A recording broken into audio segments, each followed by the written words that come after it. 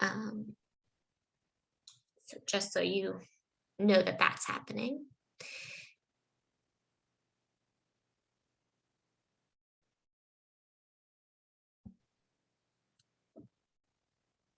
There we go. Now, Sarah is our teacher at Gan Teva at Ner Shalom. She holds a degree in early childhood development from the Northern Virginia Community College, and is really not only an amazing early childhood educator, but is really helping to build our curriculum this inaugural year of Gan Teva at Ner Shalom, and has been doing an incredible job with the kids, helping them develop, and especially to help them develop their love and appreciation for outdoor play. And so we are so excited to have her here today to present to you how we build stronger little environmentalists for the future through this outdoor education program. Sarah, take it away. Thank you so much, Rabbi. I'm going to start off by warning everyone that I really, really despise PowerPoint. So this is a challenging gig for me because I know that everyone else loves PowerPoint as much as I do. And my hope was that we would be able to meet in person and kind of go visit and check out what we were doing in person. So this is kind of a poor facsimile of being outside is a PowerPoint presentation, but I'm very pleased that you're all here with us this morning. I'm so thrilled that there are so many of you here. If you have any questions, please don't hesitate to stop me. I prefer to have conversations. I love talking to people, so please put the brakes on me and let's talk about some of the stuff. If you have questions or thoughts or comments, I would love to hear from you.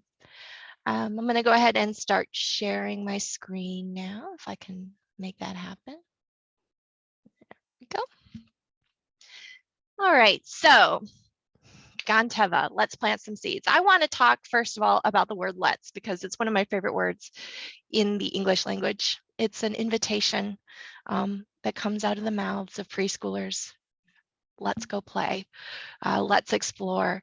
And it's always that unknown welcome into something new, something exciting, something adventurous. If you've ever done a PowerPoint with me before, that's how I start all my PowerPoints, because they're boring and, let's face it, not a lot of fun, but let's plant some seeds today. So, all right.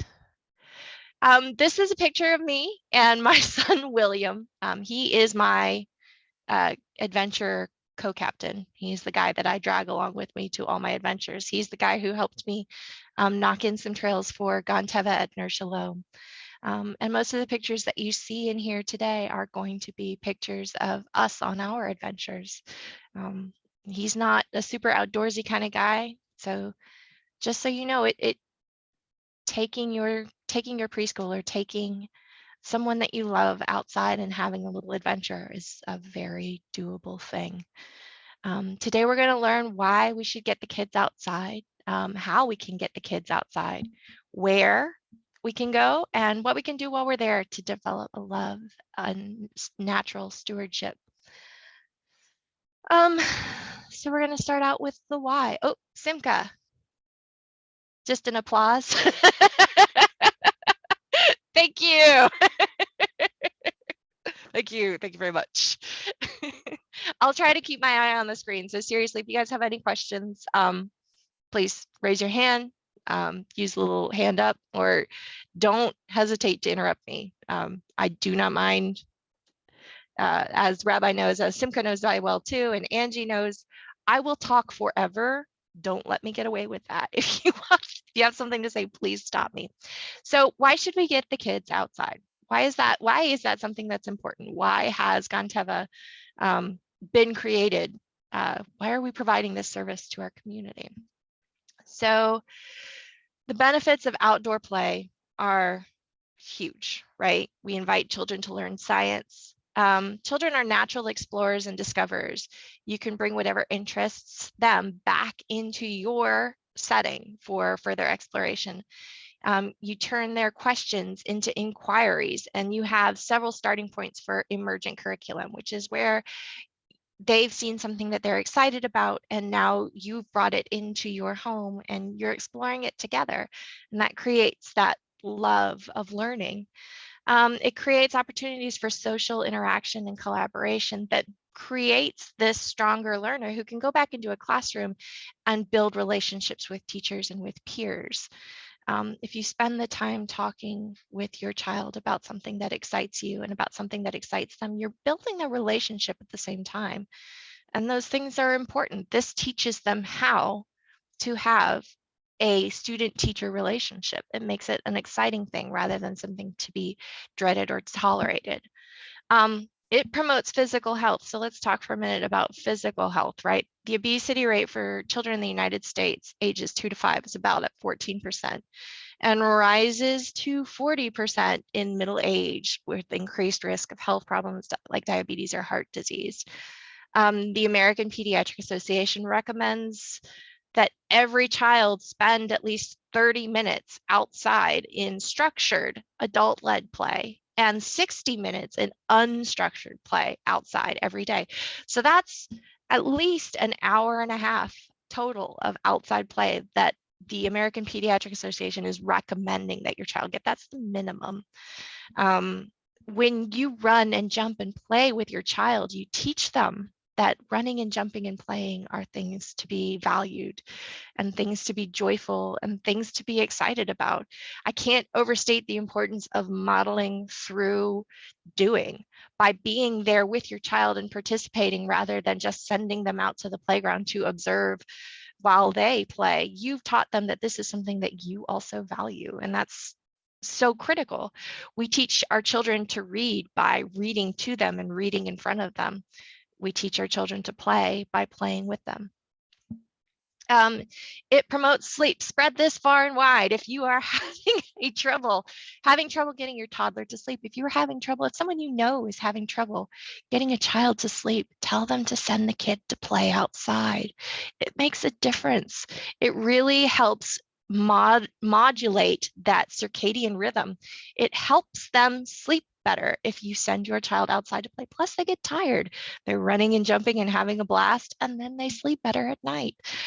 And this one is particularly important to me. So it gives children a chance. I'm going to do this guy here. Hang on. I'm going to do a highlighter. And it gives children, oh, it's not going to cooperate with me. It gives children a chance to take appropriate risks. Okay, I'm not going to mess with the highlighter because it's just not going to cooperate with me. So important. So if the first time an adult gets on a stepladder is the first time he climbs up to fix his gutter, if the first time an adult gets on his roof or climbs a tree is to get that plastic bag out of the tree, right? If that's the first time they've interacted with that, they're going to end up in the emergency room. Legitimately, if you have not learned to take safe risks with your body from the time that you're small, why on earth would you expect an adult to be able to take safe risks? Why would you be able to identify the ways that you can move your body safely in high spaces, in risky spaces? Let your child climb a tree. Let them decide, let them find out with their body where they feel safe. Talk to them while they're climbing, like if you've got a grandchild and you're helping them climb up the tree, and take a step back and ask them, how do you feel? Do you feel safe? Are you feeling like you're in control? What's your plan? Do you have an exit strategy for getting down from this tree? And for heaven's sakes, let them fall. It's okay. If they fall like 2 inches from the branch to the ground, that's okay, right? Because then they learn, first of all, that yes, it was surprising. No, it didn't hurt. Yes, I was safe. Yes, I was protected. They learn that these small risks are risks that they can take safely with their bodies. And you may have to talk them off the great big branch every once in a while, but that's a discussion that you can have, right? And then rather than them learning where you are afraid, they can learn where they're safe, right? It's a subtle difference in how they've learned about something, but it's an important one. So it leads to better outcomes once children return to other activities. And this is more bent toward school-age children. But talking about kids who are in classrooms all day long and then expected to sit still and be quiet and be attentive, giving them a chance to be outside can lead to better results when they're back inside, when you're expecting them to sit still and be quiet. If you have a big expectation for a still body and a quiet mouth, consider building in time before that event for them to run amok a little bit. It makes a difference. Sitting still requires more emotional and physical energy from your child than movement does. It is a giant mental effort for them to hold their body still. So allowing them time and space to run and to move creates a calmer, more thoughtful person when you bring them into, okay, well, now it's time to sit still and sit quiet. And you really, especially with the younger folks, you really have to walk that line because, again, it requires more physical energy for them to sit still. So don't wear them all the way out, because then you've got the opposite problem, right? Where they're too tired to hold their bodies still. And then that's a whole other problem. I did want to talk about supporting STEM skills, though, too. Okay, play. Think about when you were a child, like playing outside, playing in mud, playing in water, playing with sand. All of those phase change experiments that you did with water and snow and ice, all of that observation that you did with seasonal changes, all of those things are basic introductory STEM learning. These children are going to learn to be excited about science, to be excited about engineering, to have a rudimentary and intrinsic understanding of engineering and math, right? How many times is a child going to throw a rock into a pond? As many times as you will let them. But they are experiencing physics, they're experiencing gravity, they're experiencing fluid dynamics. Like, all of this stuff is so important for a child to experience on a level that they are passionate and excited about. And then you go into a classroom and they're like, oh, I understand what this textbook is talking about because I have done it before. And it anchors children to the real world. So, and this is something we'll talk more about in our next slide, but how can you ask a child to be a steward of something that they don't understand, a steward of something that they've never experienced before? Children have a tremendous capacity for rote knowledge. You don't see them so much anymore, but the whole piece where you have people, little kids memorizing Shakespeare and reading Charles Dickens, that's not comprehension, that's not understanding, that's rote knowledge. Rote knowledge is like where a child can say the ABCs long before they understand what the ABCs are. It's just memorizing. And there's nothing wrong with building rote knowledge because it can aid in developing an education further along down the line when you're ready to,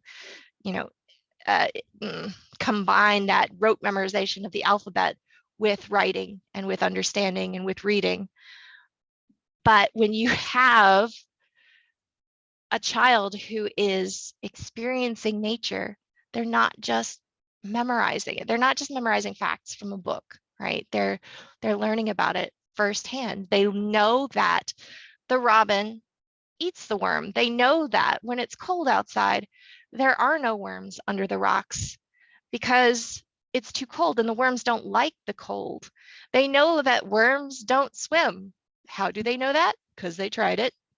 You know, things like this are so essential. You could tell a kid that a worm doesn't swim, right? And they'll probably remember it because they have a tremendous capacity to remember. Like, ask any kid about any dinosaur ever. They know. They don't know, but they know because they've memorized it, right? But give them a chance to go outside and to dig and to talk about the length of bones on dinosaurs and to talk about fossilization and to talk about fossils and to talk about rocks and to talk about why some rocks float and some rocks don't. And then all of a sudden you're into geology and you're into anthropology and you're like this paleontology, little tiny budding paleontologists running all over the place because they got a chance to experience it and to be passionate and to pursue it at their own taste and pace. And again, so I'm going to stop right here. Does anybody have any questions? I'm so sorry. Please stop me if I run off there, Rabbi. No questions? Are we good? Okay, we're going to move on. This is one of my favorite quotes from Bev Boss. This lady was a fantastic author and advocate for early childhood education and for play in early childhood education. And one of the best quotes that she did, or that she shared with us, was, if it hasn't been in the hand or on the body, it can't be in the brain. That's true and not true, right? Again, she's talking about that rote knowledge. A child can memorize literally anything, but if they haven't had a chance to experience it, it's not gonna stay. It's not gonna stick. They haven't truly learned it. When you look at what Prince William County, Loudoun County, Fairfax County are dealing with right now with the knowledge gap, where they're concerned about all of the knowledge loss that happened during the pandemic, I would ask, was it really learned? If they lost it in the space of a year, was it learned to begin with? Like, it wasn't a part of who they were. It wasn't something that they were excited about. If you were passionate and thrilled and pursuing your education, and then you had to take a year to step back to learn online, would that disappear? Things that you care for, things that are of you, don't just disappear, right? And that's a whole other let's look at early childhood education and education system in general. That's a lot, but my point is, allowing a child to pursue their own interests creates a child who's passionate about our natural world and creates a steward for our natural world. And this picture here is my son on one of our first day hikes. The local parks, state parks, national parks offer first day hikes, which are amazing. And a little bit later, we're going to talk about some of the programs that they offer, but take a look around, take advantage of some of these free programs or some of these very affordable, low price programs. This one, they had viewing stations set up. We walked out to Mason Neck and we looked at swans that had migrated into the swamp out there, and they had all these stations set up, and there were literally like 100 of us. We turned the trail to mud and muck to go out and see these swans. It was just such a very pleasant way to spend a kind of gray, drizzly January 1st. And this was obviously a couple years ago, but and they're still offering these programs. So you got to mask up and join them. It's remarkable. So we're going to go on. So getting kids outside is important. So how do we do it? First, and Rabbi knows this firsthand, dress for success. How do you get a kid? How do you get a child outside successfully? How do you get outside successfully? Plan for it. So this is my son, William. We're out in Glacier National Park. The trail is going down along this path that's going under a waterfall. So plan to get a little wet is my point. And I'm going to pop through those really quickly. So there's no such thing as bad weather, only bad clothing choices. This is a Scandinavian folk saying that I live by. Plan for weather that's warmer than what you're wearing. Plan for weather that's colder than what you're wearing. Bring a backpack. You can take off some layers, add some layers. Invest in good, well-fitting wool socks, not socks that squeeze your toes off because then your toes will freeze. Socks that fit your feet well and are comfortable. I'm a former Marine. I swear by wearing socks that fit well. It's very, very important. Rabbi says this applies for our teens on Saturdays, rescheduled cleanup.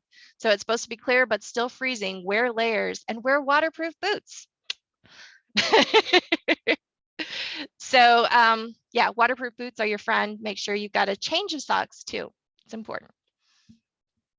All right, so let's move on here. I wanted to look really quickly. This is one of the charts that I kind of use to gauge how we're going to be outside during the day. If you look at this, the light blue section is where you can experience frostbite within 30 minutes.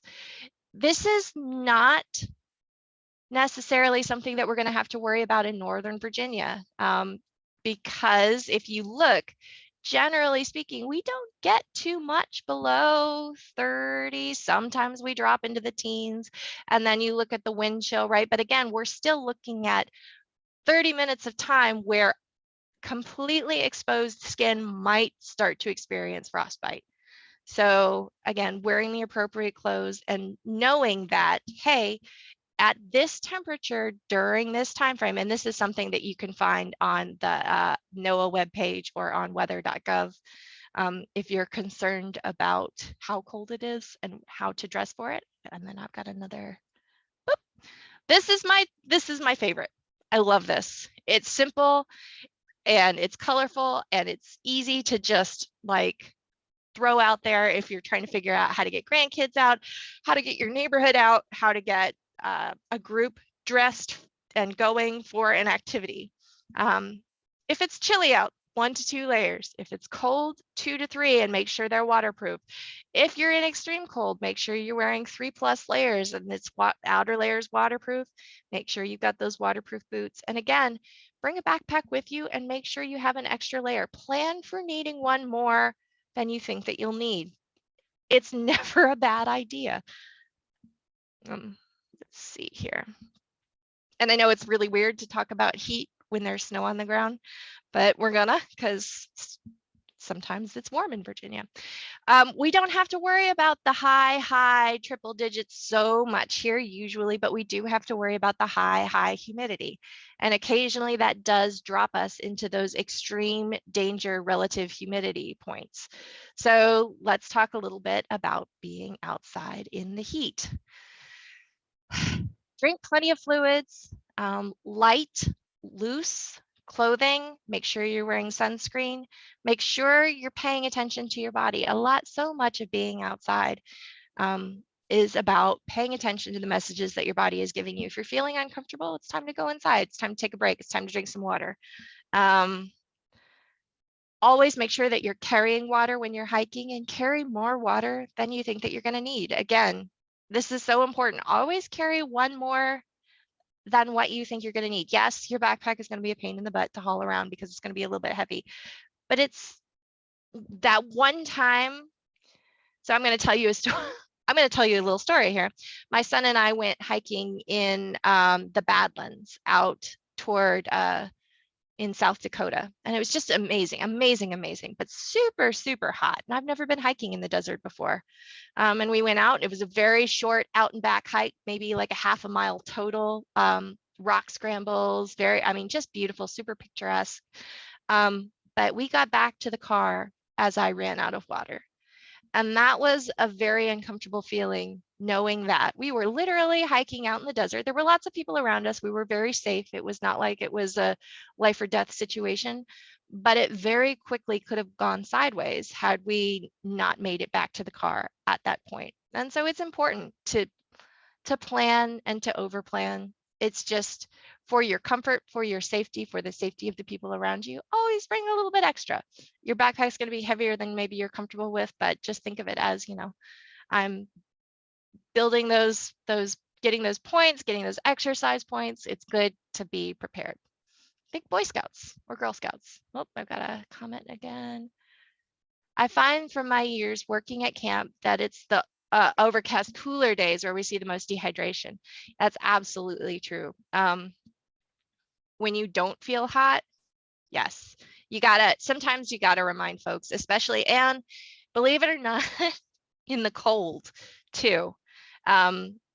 And this is, I'll use my preschool example here. We get in from working hard out in the mornings, our little preschoolers, and they sit down and all of a sudden they realize that they are thirsty and they will down almost their entire water bottle, but they haven't been thirsty while they were outside because they're not hot.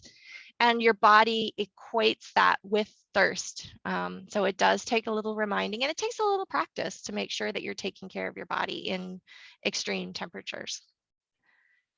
Oh, I did a thing. So talking about backpacks, let's talk about backpacks. This is what I call my go bag. I literally have it in the back of my car, and then you can see the black one is my son's go bag. My go bag is now a little bit fancier because it lives at my preschool now, and it carries, you know, hardcore first aid kits. But this is where I'm ready to go for a hike at any time. Make sure you have some snacks. I always recommend fruits and wrapped bars just because they've got a lot of protein. Nuts. Trail mix is always a great way to go if you're not worried about a nut allergy because it's got that high fat. It's got protein, it's got sugar, trail mix is a pretty safe, lightweight, surefire snack for a trail. Make sure you have enough drinks. Make sure you have more than you think that you will need. Sun protection, that does mean a hat, that means sunscreen. Now, if you're out in the winter, again, you might not need your sun hat, but you're probably going to need your sunscreen. Don't forget that sun in the winter will still burn you. Light source, bring a headlight. I know it seems silly, but if you've ever been accidentally out in a trail after dark, bring a headlamp. It's the most terrifying thing in the world to have the sun suddenly dip down below a ridge and you look around and realize that that trail that was so readily apparent is no longer readily apparent. And you don't have to be far from where you know before it starts to get a little eerie, a little scary. Just throw a flashlight in your backpack, throw a headlamp in your backpack, and just leave it there. Fire starter, again, it doesn't have to be anything fancy, just, you know, a lighter, right? Like in the bottom of your backpack, just have it in there and leave it in there. Map navigation, not your phone. In the cold weather, your phone will die almost immediately. If you bring it out and leave it out for 5 minutes or so, the battery will just disappear. And I've had that happen to me, I think 2 times already this year at Gone Teva preschool, where it's just so cold that that battery just disappears. Bring a map. If you're going to a park, tell the park ranger where you're going. They will hand you a map, like an actual physical paper map. Like just have one on you so that you can have an idea of where you're going and what you're doing. Some kind of shelter, a space blanket is great. They fold up into these little tiny, I mean, like, I don't even have like this. They fold up tiny, tiny, tiny, and you can just stick it in there and leave it in there. And if you ever need it, you will be super glad that you have it, and you will probably never need it. So just throw it in there. Throw a pocket knife in there. Again, extra layers, always extra layers. Whistle, usually the hiking backpacks, if you look at this, the blue one, if you see the little orange tab at the bottom of my blue backpacks now generally have a whistle on them. And that little clip is also a whistle. If you go and buy a backpack, usually up there, oh, look, a compass. What? Carl's going old school. Take a compass with you. Take a course at REI. They offer orienteering courses for free. Just roll up in and they will give you a class on how to use your compass so that if you are really lost, you can get back out. Like, that's important. You'll never need it. You'll literally never need it until you absolutely do need it. And then it's too late to try and figure it out, right? So it's worth it it's worth it. Oh, I'm doing the thing where I'm changing the page of the people that I'm looking at rather than the page. of my slide. I'm sorry. Hang on. All right, bear bell. Know where you're hiking. Here in Northern Virginia, if you get out into the Shenandoahs, you need a bear bell. There are black bears. Black bears are giant, scared raccoons. They are very afraid of you. They're going to run away. But put a bell on your backpack, and they come in a little bag so that you can muffle them and you don't have to jingle, jingle, jingle all the time while you're walking around Prince William Forest or whatever. But just have it on there. It's not, it's not an inconvenience. And again, it's one of those things where you're going to wish you had it. And when you wish you had it, it's going to be too late. But if you do run into a bear, just use your mouth, make some noise, clap your hands. They will run away unless you're standing between them and their baby, in which case you've got a bigger problem. Let's see. Next thing, first aid kit. Buy one. Just buy one. It's easy. I've got a huge list of things that need to be in your first aid kit. We're talking butterfly bandages, gauze pads, sterile pads, blister treatment, ibuprofen, insect stings, antihistamine. Go buy a pre-packed first aid kit, right? It's just the easiest thing to do. And it doesn't have to be huge, just enough. Again, you're never gonna need it, but if you need it, you're gonna want it. So make sure that you just have just a little one in there. And again, a lot of the first aid kits come with some of the stuff that we talked about earlier, like those space blankets, extra water, extra protein and extra sugar packets, right? Stuff like that. So just, invest a little bit of money in a first aid kit. You will be glad that you have it if you ever need it. So now that I have scared the bejabbers out of you talking about things that you need in the wild, let's talk about where we can go. Literally anywhere, okay? We live in Northern Virginia. There are so many parks here, so many parks. This is just, I Googled parks near me, and that's not comprehensive, right? That's just some of the ones that showed up. Uh-oh, I missed a chat. Preferably one in a reusable non-plastic case bag. Yes, thank you, Simka.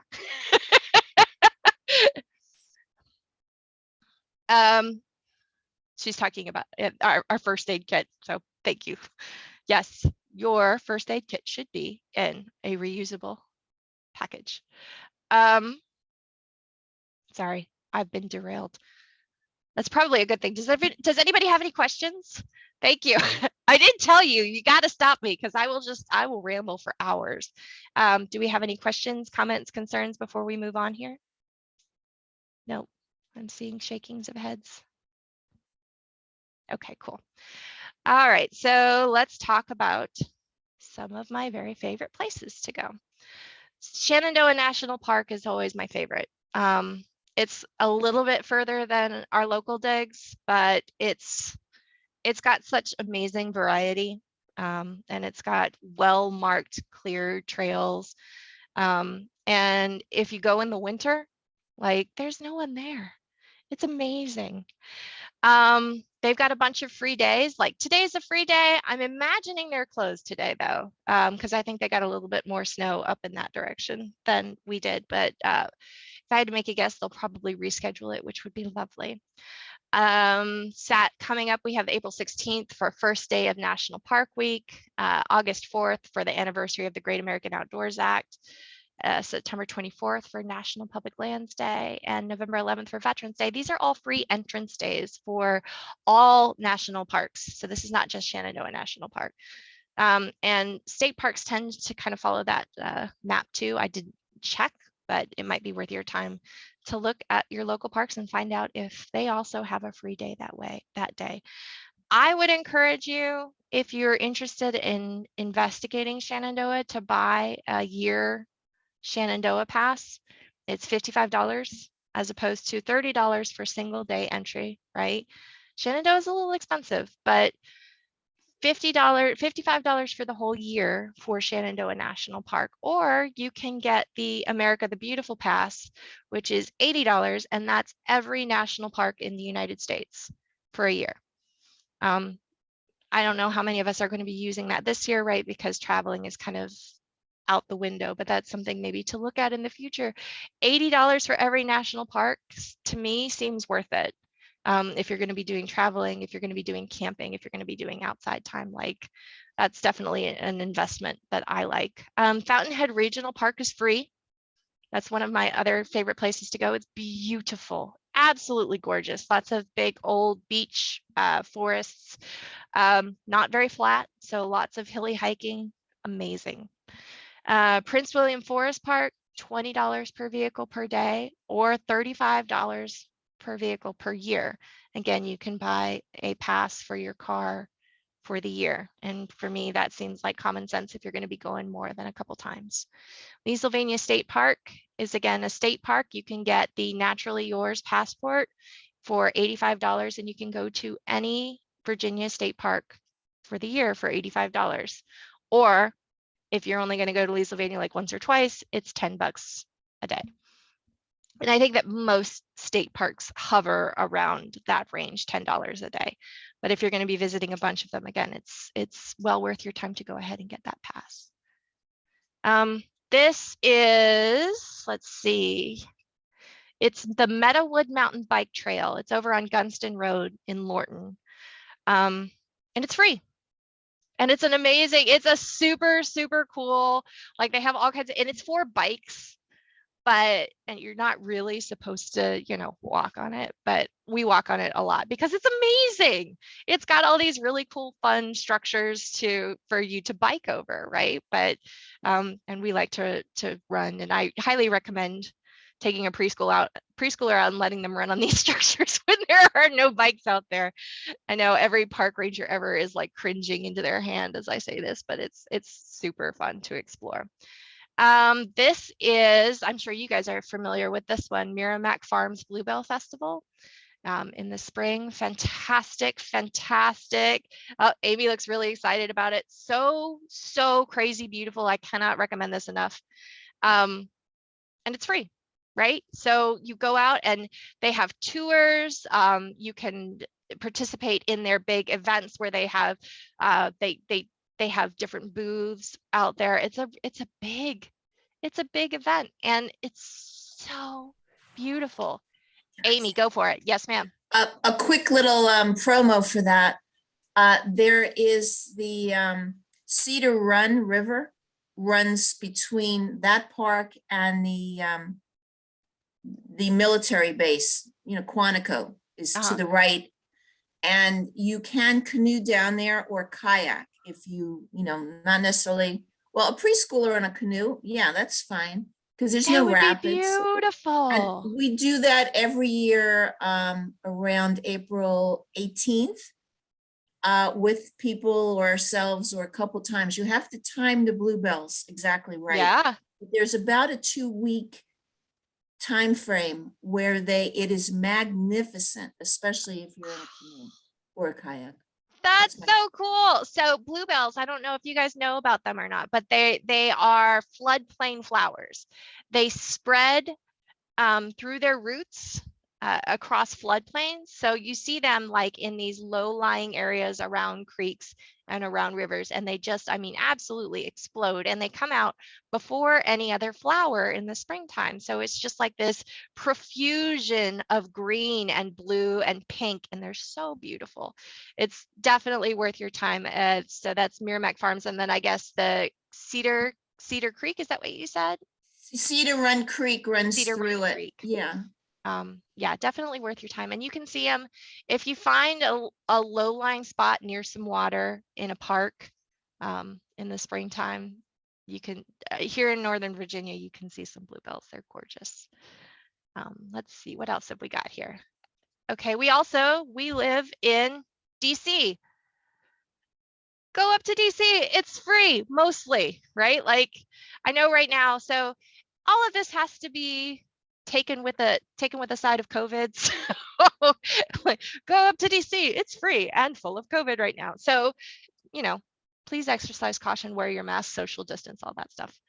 Oh dear, slides are advancing without my permission. I don't know why that happened. All right, but yes, my son and I love to go out and just hang out on the national Mall. We love to go visit the Smithsonian's because they're amazing. And the gardens there are just fantastic. And it's such a cool chance to kind of explore urban environments as well, right? Because you don't necessarily think of creating stewardship of your natural environment through visiting a city, but looking at a city and looking at the changes that humans have made, positive and negative, can really help bring home those lessons that you're hoping to inspire, right? Like, look at DC and look at the natural spaces that we've cultivated, and why are we cultivating those there? Like, going to see the cherry blossoms is a very interesting discussion, right? Why are these here? It's a neat investigation for you and for your children. And of course, this is Shenandoah National Park. I have to throw it in there because I love Shenandoah. It's beautiful. It's beautiful. And it's never the same twice. Go to Shenandoah, go to Shenandoah, go to Shenandoah. Seriously, you live an hour and a half from there. There's no reason why you shouldn't take some time and explore it. It's fantastic and amazing. This is from one that's a little further out and probably a little less doable, but something that I very, very highly recommend. It's Grayson Highlands. So it's in Virginia, but it's about as far in Virginia as you can be in Virginia and still be in Virginia. Like, it's basically in North Carolina, kind of close to that Asheville area. Very, very, very far. But it's these amazing, fantastic mountain highland meadows, and ponies that run wild. And it's like walking into a Hobbit movie. It's the most beautiful park I've ever been in my entire life. And again, it's that $10 a day, or you can get that Naturally Yours Virginia State Park passport for $85 for every park for the year. If you're looking for a good overnight adventure, this would be something that I would definitely recommend, because it was just, I mean, once in a lifetime. It was amazing. These were wild ponies that were just kind of hanging out in the meadow, just chilling. So cool. And this this is not doable, like, for normal. This is Glacier National Park in Montana. And again, my son and I got in our car, and we drove and camped in national parks all the way from Virginia to Montana.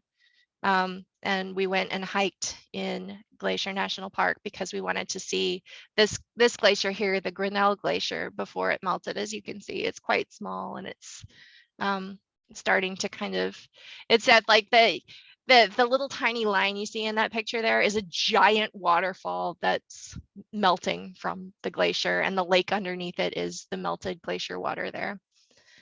So that was, and this is my man doing a little hiking. It was really cool. It's great to share these experiences with him. I threw this in because, you know, he was so upset with me. It was a long hike. It was probably about 12 miles. It was a long hike. And so this is the halfway point where we've literally hiked up a mountain, and he is thrilled. He's thrilled that he made it there, right? Like, it's a big deal to have this experience to put in his pocket to keep. That's something that he got to see, and he will always remember, you know, that glacier might not be here in 10 years, but he got to see it and he did it, right? So that's a big deal. Or go outside, right? You don't have to go to a park. Just go outside, spend some time outside, and make sure that you're there with them, right? Like, and again, we talked about this earlier. It's so important for you to spend time with them, to show them that it's important to you, because otherwise it doesn't matter. You can take a kid outside and they will play by themselves. They have a play drive that is as strong, if not stronger, than their drive to eat, their drive to sleep, right? Try and get a preschooler to stop playing when it's bedtime.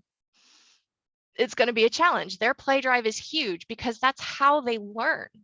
So show them that it's important to you too. And that's going to make a difference in who they become as a person. If being outside is important to you, then it becomes important to them. And then it becomes important to them in their lives as they grow into these stewards of our community that we're hoping to build. All right, so we're outside. Now what? And this is, again, a lot what we've been talking about, kind of the whole thing through this. And I wanted to take us through Gan Teva's mission statement because the Rabbi and Mrs. Newman and Angie, they like everybody crafted this so carefully. And I want us to take a moment to look at this, right? Because I feel like it's so important.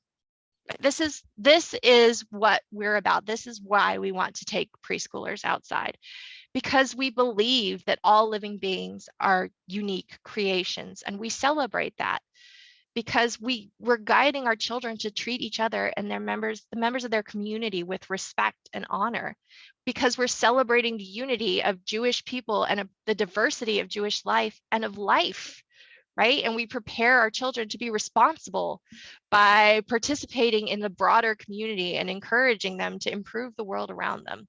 Again, with the random advancing, that's quite rude. My slides have just started going for no reason. I don't know what's going on.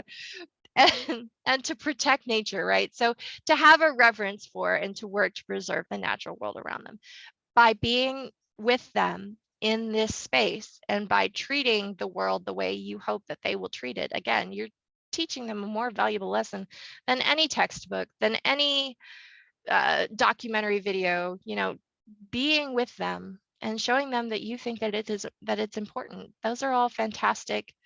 Oh, thank you. So Simka is saying that, I'm sorry, I just saw these messages here. Parks have passes for disabled persons that are free. And Carl Perry said, wear mud boots. Carl, I'm sorry, where were you talking about wearing mud boots for? We were talking about bluebells at the time. Yes, sir. Thank you. That's a very good point. All right. So again, bluebells like to bloom in those low-lying creek beds. So very, very muddy. Make sure you're wearing some good mud boots and make sure you bring a change of shoes for getting back in the car, because your significant other, your family will not thank you for bringing that mud back into the car. That's a very good point.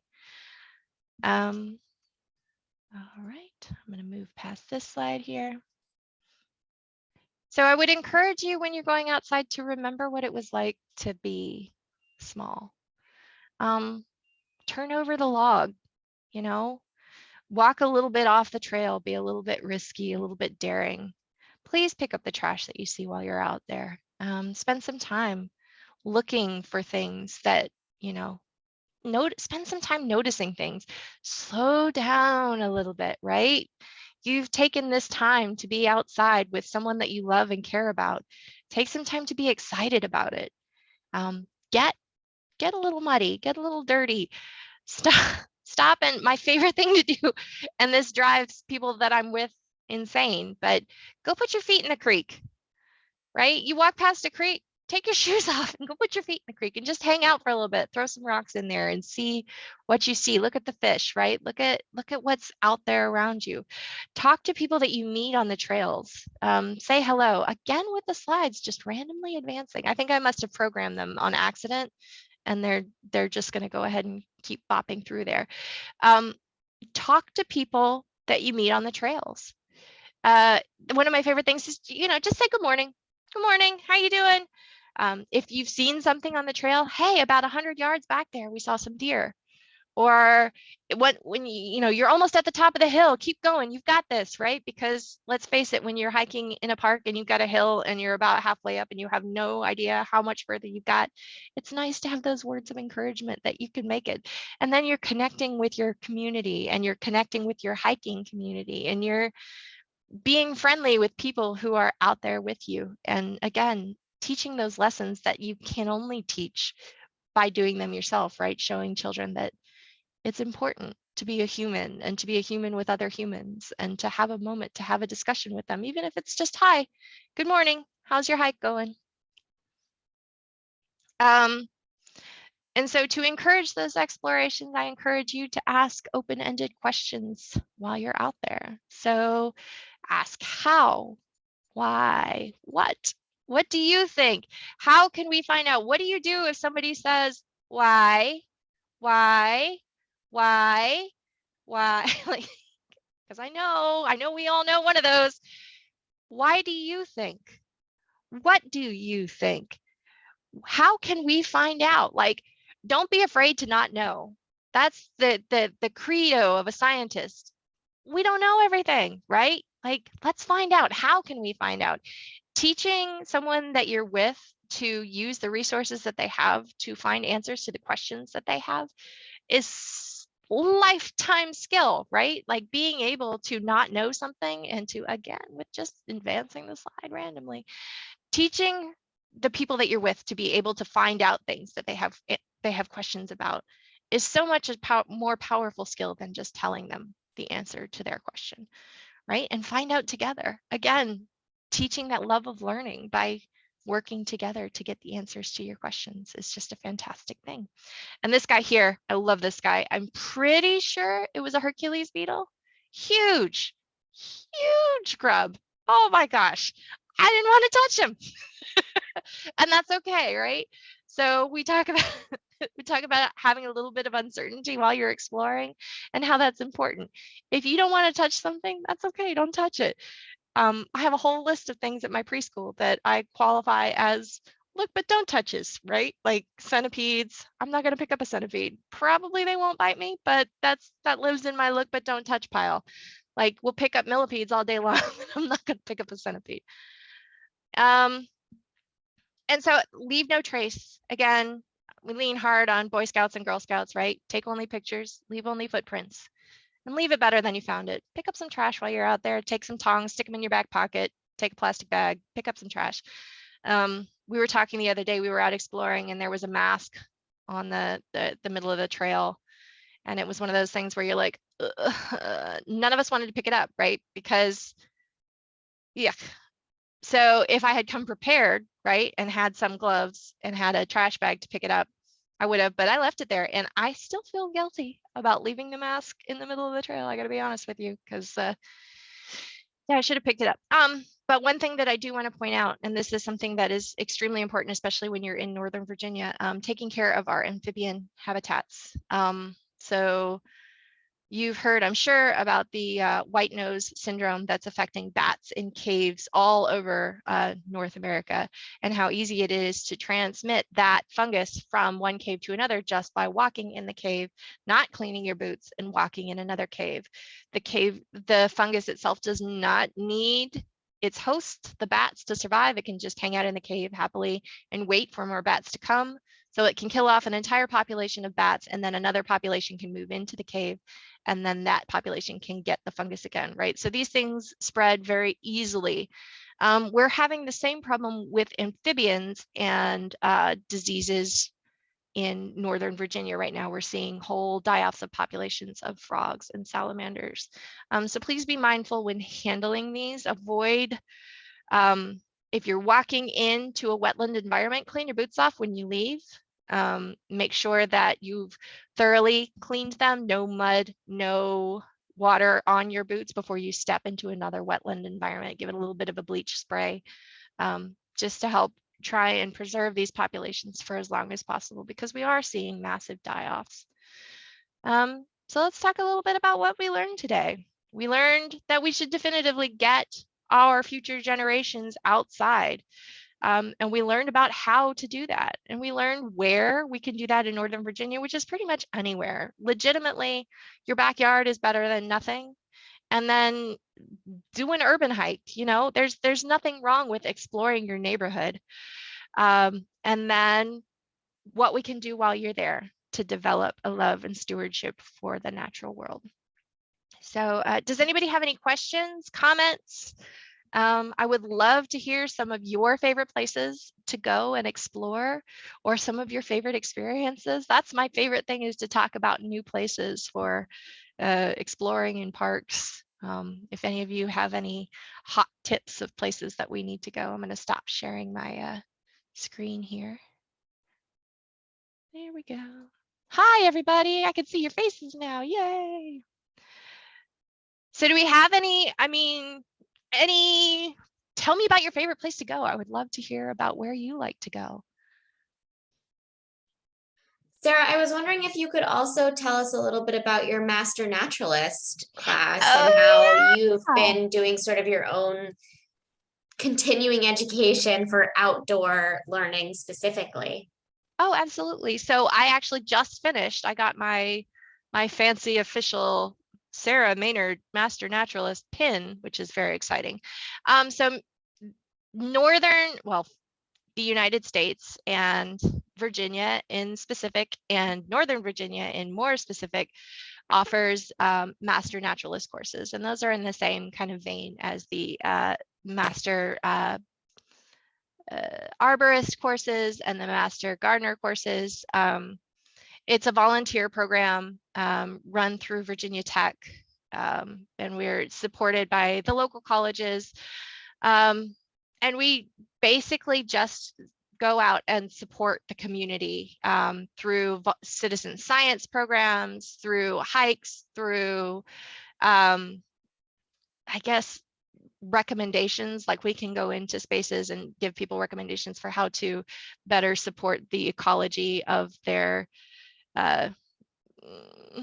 local space. They do a lot of work with homeowners associations to kind of keep the spaces as close to natural as possible. But it's been a blast, man. Our last hike was geology. So much fun that we went to the pyrite mine down in Quantico and just talked about the rocks. And I can't tell you how much I enjoy talking about rocks. I know it's not. I really like rocks. It's a good thing I'm a preschool teacher. But you know, we learned about fish, we learned about mammals, we've learned about insects, we've learned about salamanders, we've learned about snakes, we've learned it's just been so much fun. And I completed my courses and now I'm a certified master naturalist, which is super exciting stuff. But yeah, for anyone who has, I mean, even just a vague inclination toward exploration, I highly encourage taking a look around at REI, at our Virginia Extension Cooperative, the Extension Cooperative. Look around and see what kind of courses there are, because it's so much fun to be outside with a group of people who are still excited and passionate about learning and just about the world around them. It's fascinating, so fun.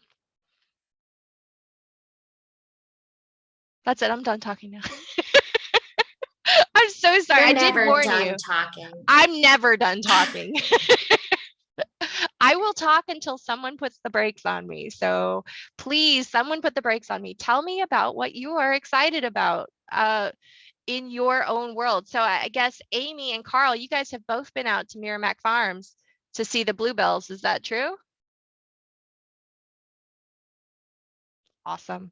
Anything else? Any local recommendations? Any hot tips for exploring in the winter? We went to Great Falls a few weekends ago. Love it. And I bought a senior lifetime pass a while Nice. ago, So worth maybe it. 5 years ago, and it was cheap. I don't remember what, but now we get to go anywhere for free, which makes it even more fun.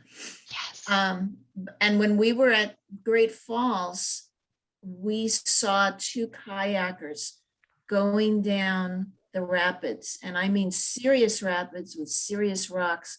You know where the overlook is in Virginia, the Virginia side of Great Falls. They went down twice. Oh my gosh. Everyone was holding their breaths, and I should have taped it, but I wanted to see it. I didn't want to just see it through the phone. Good for you. And it was very crowded. When we left at about 1 or 2 o'clock, it was a tremendously long line of people. People were turning around and leaving. So a lot of people are going, but that's a lot of fun. And then there's, we go up the Potomac River, like to Brunswick, Maryland. Mm-hmm. And there's so many places along that river on either side where you can just take your dog or your kids and just walk. There's canals. I mean, you could just Google it now. And, you know, when the weather's nice, it's a great idea. That sounds lovely. So I did want to say something about that. Amy made a really good point about or I guess, I don't know, what's the word for in the thick of COVID? National parks have become a little bit of a challenge. And you do need to be mindful going into it that folks are getting out more and more, which I love, but it also means that my natural spaces are a little bit crowded.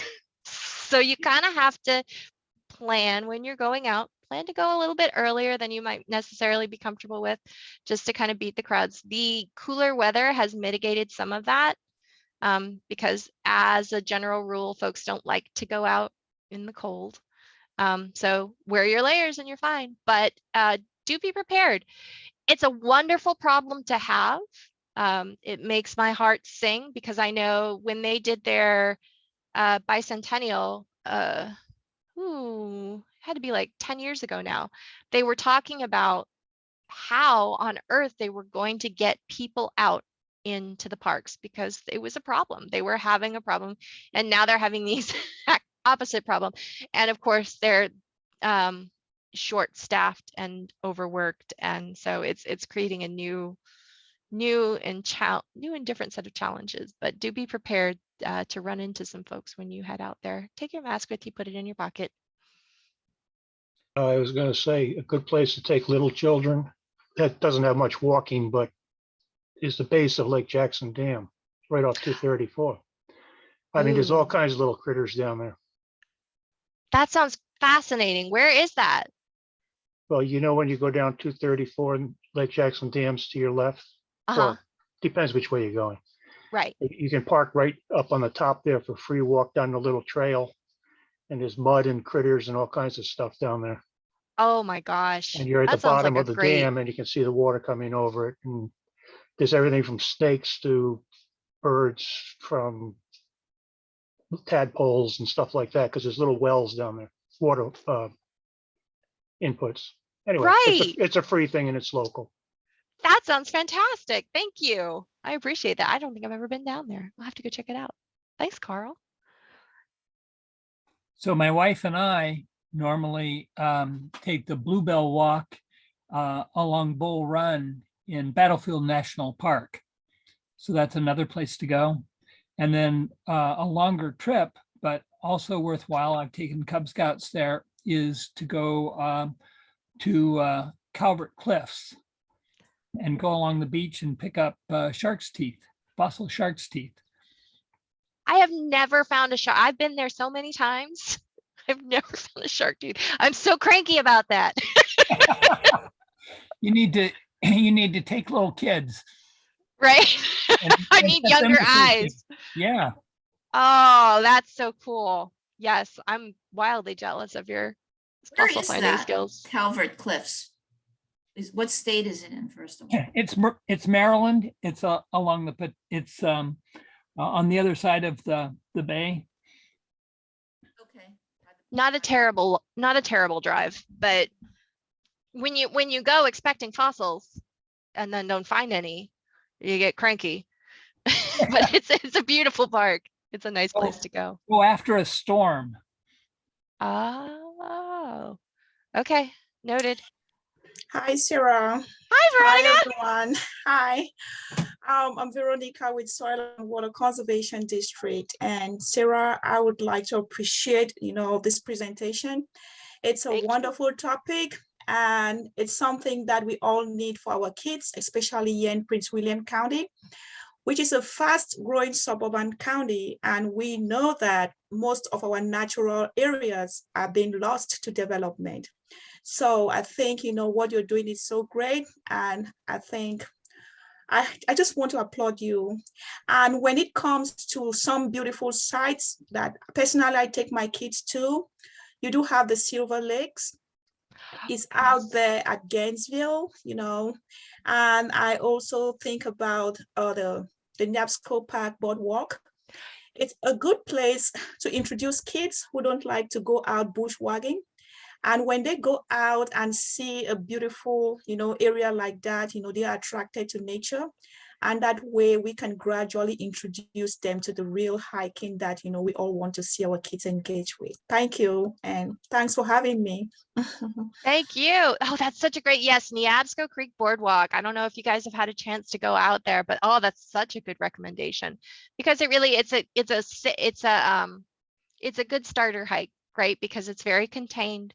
they're not going left or right, right? But there's so much opportunity to see so many amazing creatures out there. I think they had, didn't they have out on the boardwalk, didn't they have like a scarlet ibis show up? I feel like they had a rare bird like randomly show up here this year. Yes, I mean, it's a wetland area. So Uh-huh. when you're out in the wetland area, you know, a lot of exciting things, you know, Yeah. may come around. So I'm not Yeah. surprised something came around that was really Well, exciting. thank you. Thank you so You're much, welcome. Veronica. And And thank you for your thank you for kind having words. me. Yes, And I'm ma'am. also glad to see Rabbi Liz. Thank you for having me on. Thank you.